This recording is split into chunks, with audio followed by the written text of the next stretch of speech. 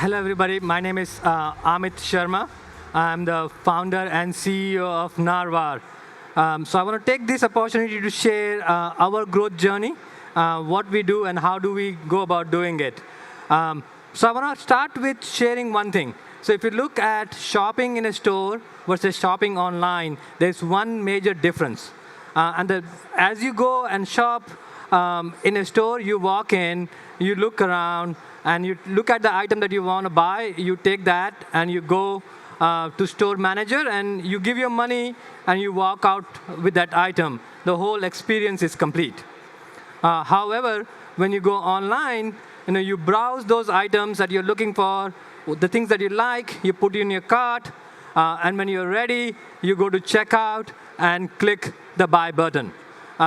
So there is the shopping process, but there's a whole other post-purchase process, which doesn't exist in a physical space.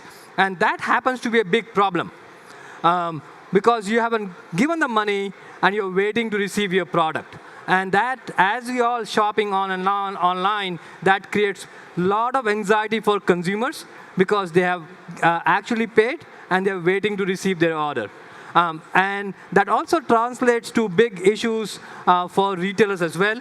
If you think about just specifically looking for customer service calls or inquiries that they receive from customers, almost 40% of customer inquiry comes from order placed but not received. And I spent over a decade working with various different retailers, including Walmart and Apple.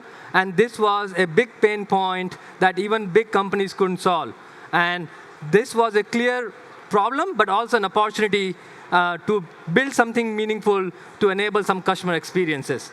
So with that in mind, I started Narvar almost 5 years ago to really solve what we call the post-purchase experience.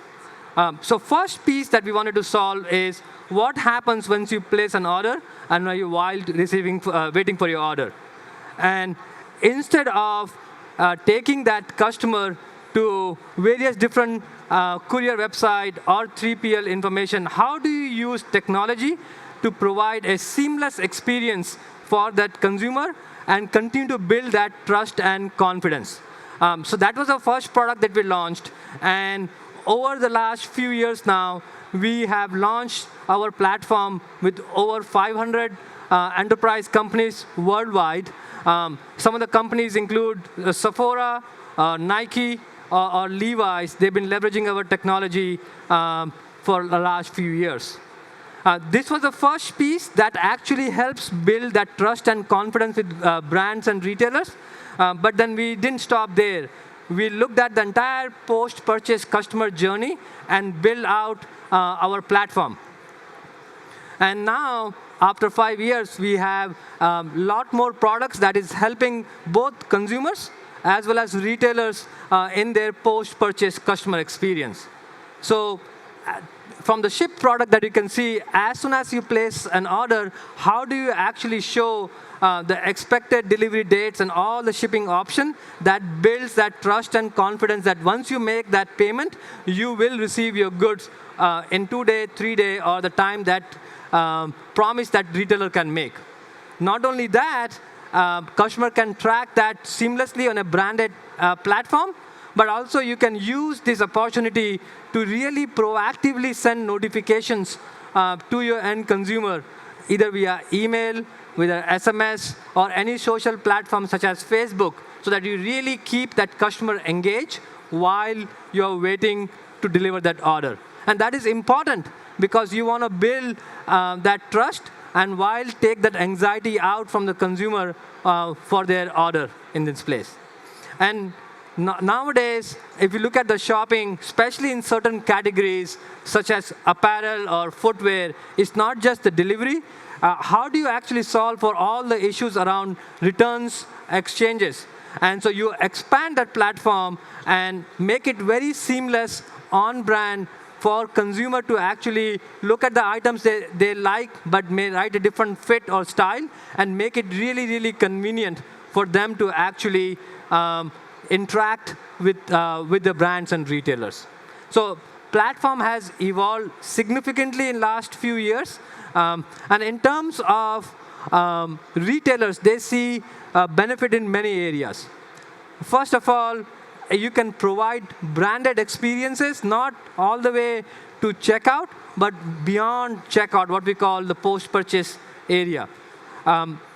This also helps retailers to drive the customer engagement and interaction, which brings the customer back, so they place more orders and repeat purchase because they now have trust and confidence with the brand.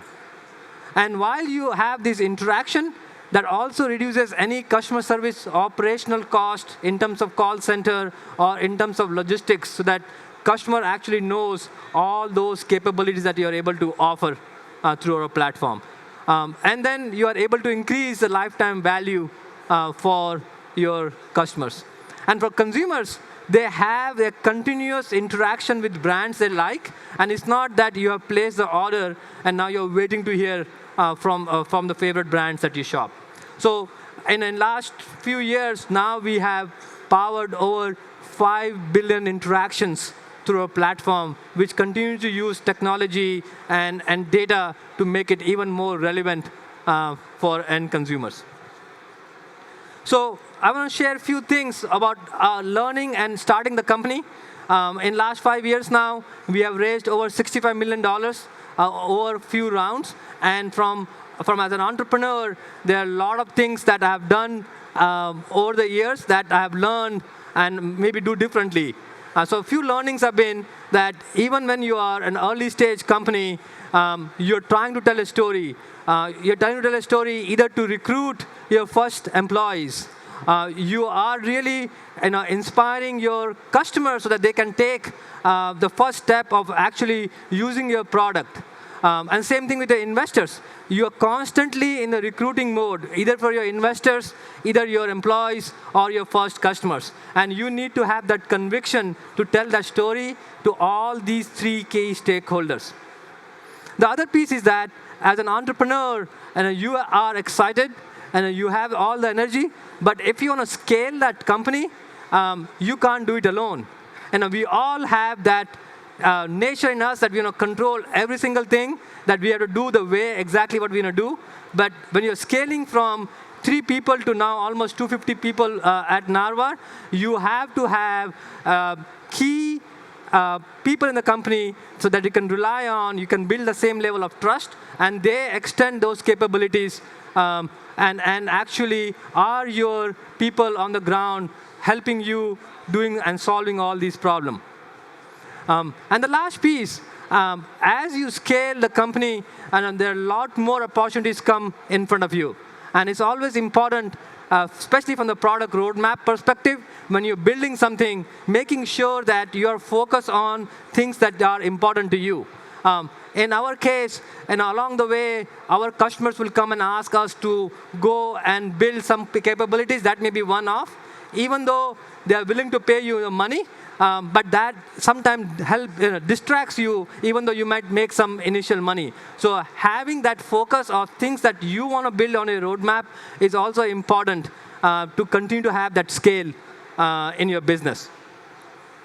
And last thing I would say is that as technology is evolving, what we have seen that is that there's a lot of friction point gets added to all the things that we do. So at Narvar, our mission is that how do you simplify everyday life of consumers? And having that focus also allows you to actually uncover so many more opportunities to build some amazing businesses that are not only commercially viable, but consumer can actually really use those experiences to simplify their everyday lives. So that's what some of the things that I wanted to share. Thank you so much. Fantastic. Thank you, Amit. I think we might have time for a couple of questions if there's anyone who wants to put their hand up. Last chance to pick someone's brains. OK, cool. Thanks, Amit. Thanks very much. Cheers.